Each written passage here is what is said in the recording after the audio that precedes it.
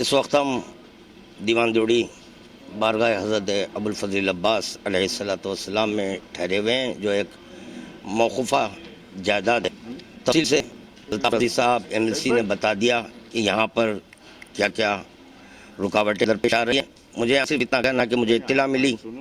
کہ یہاں کنسٹرکشن کے بعد بارگاہ ابوالفضل عباس اور چھوٹا ہو گیا، تو چنانچہ MLC صاحب کو میں نے فون کیا، وہ بروقت وہ یہاں پہنچے اس پر ایکشن لینے کے لیے۔ دراصل بات یہ ہے کہ جو یہاں پر جو ایلیویشن بنایا گیا ہے، یہ سقائے احرام باب الحوائج حضرت ابوالفضل عباس علیہ السلام کا جو روضہ کربلا معلیٰ میں ہے اس کی شبیہ ہے۔ تو ان کا یہ مقصد یہ نہیں ہے کہ اس کو چھوٹا کیا جائے، مگر یہ کہ ان کا یہ مقصد تھا کہ جیسے وہاں کربلا میں بارگاہ ابوالفضل ہے ویسے ہی بنے۔ مگر یہاں الکوثر ٹرسٹ کو یہ بات پیش نظر رکھنا چاہیے تھا کہ یہاں ماتم داروں کی کثرت ہے، خونی ماتم ہوتا ہے، مقام چھوٹا ہے، اس کو پیش نظر رکھ کر یہ اگر باب الداخلہ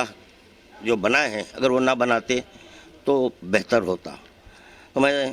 انشاءاللہ تعالی تو مرکز کے صدر ہیں نجف علی شوکت صاحب، ان سے میں کہوں گا کہ ایک میٹنگ کال کریں اور یہ بتائیں کہ یہاں ماتم داروں کو کیا تکلیف درپیش آنے والی ہے، تو ایک مسئلے کا حل سنجیدگی کے ساتھ انشاءاللہ تعالی نکل جائے گا۔ جیسے کہ آپ حضرات نے یہ بھی پوچھا کہ یہاں کنسٹرکشن میں اور کتنا وقت لگے گا، کاش کہ اگر اس کو اسٹے آرڈر نہ ہوتا تو کنسٹرکشن ہو جاتا۔ جو اسٹے آرڈر لیا گیا ہے اس کے ہم بالکل خلاف ہیں، کہ جو بھی بات تھی وہ بیٹھ کر سمجھاتے، الکوثر ٹرسٹ، وقف بورڈ، متولیہ وغیرہ وغیرہ جو بھی ہیں ان سے کہتے کہ اس میں کیا خامیاں ہیں۔ نہ یہ جو یہاں کے بارگاہی ہیں وہ بارگاہی ہو کر ایسا کرنا بڑے افسوس کی بات ہے کہ یہ تو ایک عاشورخانہ ہے، عاشورخانے کی رکاوٹ کے لیے اسٹینڈ نہیں ڈالنا تھا، یہ ان کو کہنا تھا کہ بھائی آپ GHMC کا پرمیشن لے لیجئے، یقیناً GHMC کا پرمیشن آ جاتا، مگر یہ کہ جو روکا گیا ہے وہ سراسر غلط ہے۔ دیکھیے اب آپ جس کے سبب یام اعضا آ چکے اور اتنی تکلیف ہو رہی ہے، انشاءاللہ تعالی MLC صاحب مکمل کوشش کر رہے ہیں کہ وقف بورڈ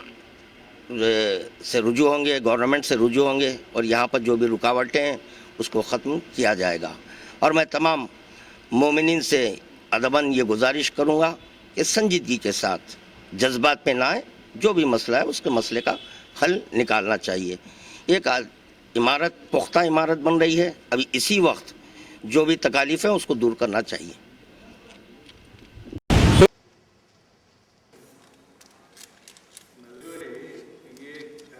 بیچ میں جو آپ کا انٹرنس جو بنا ہے اس کو جو ایکسٹرا اور بیم دیکھے کر کے پورا دیوار دو طرف تو نکالنا ضروری ہے، پورا دونوں ہال سائڈ کے ہال آپ کو جائیے باہر آپ کم از کم آپ کو منسٹری تک آپ پہنچے جو ہے یہ دیوار کیا کر سکتے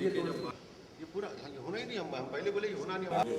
ہم یہاں کا منع کریں، ہم منع کریں، متوجہ منع کریں، ایون سب جنے منع کریں، لائٹنگ کر دی ہونا یہ رب کو توڑو، ہونا ہی نہیں بولے ہم یہاں ٹھہر جاتے تھے، احتجاج کرتے تھے، ٹھہر جاتے تھے۔